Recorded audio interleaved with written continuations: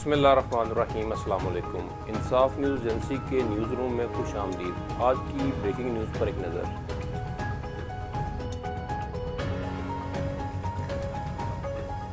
یونان سے رپورٹ شامل کرتے ہیں۔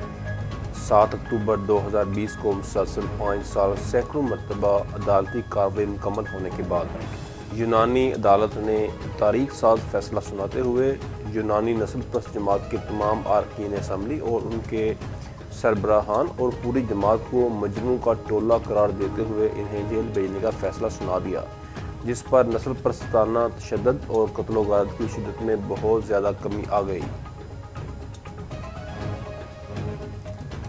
عدالتی فیصلے سے قبل جاوید اسلم رائیں صدر پاکستان کمیونٹی اتحاد یونان اور ان کے ساتھیوں کی 10 سال کی انتھک بلا نگاہ مسلسل جدوجہد کی وجہ سے ایک ایسی تحریک پیدا ہو گئی جس میں لاکھوں یونانی لوگ کھڑے ہوئے۔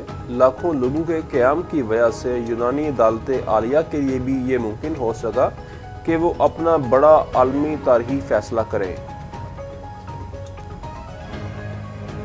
موجودہ حکومت یونان نیا ڈیموکراتیا نے ایک مرتبہ پھر پوری شدت سے ایمیگرینٹس کو یونان سے ڈیپورٹ کرنے کے لیے 3 ستمبر 2021 کو نیشنل اسمبلی یونان سے ڈیپورٹ بل پاس کر لیا، جس کی وجہ سے ایک مرتبہ پھر غیر ملکیوں کے ساتھ تشدد، مار کٹائی اور نفرت کا دروازہ کھل گیا۔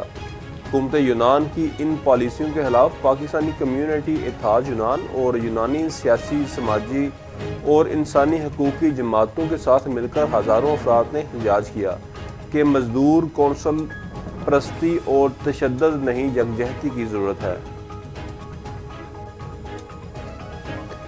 9 اکتوبر احتجاجی جلوس کے آغاز میں ہی چھوٹے کم سن بچوں اور خواتین کے ساتھ ساتھ جلوس کے شرکاء پر آنسو گیس کی شیلنگ کرتے ہوئے انہیں منتشر کرنے کی بھرپور کوشش کی، جس کے باوجود ہزاروں کے اجتماع نے نیشنل اسمبلی یونان تک مارچ کیا اور واپس امونیا اسکوائر تک پیدل آئے۔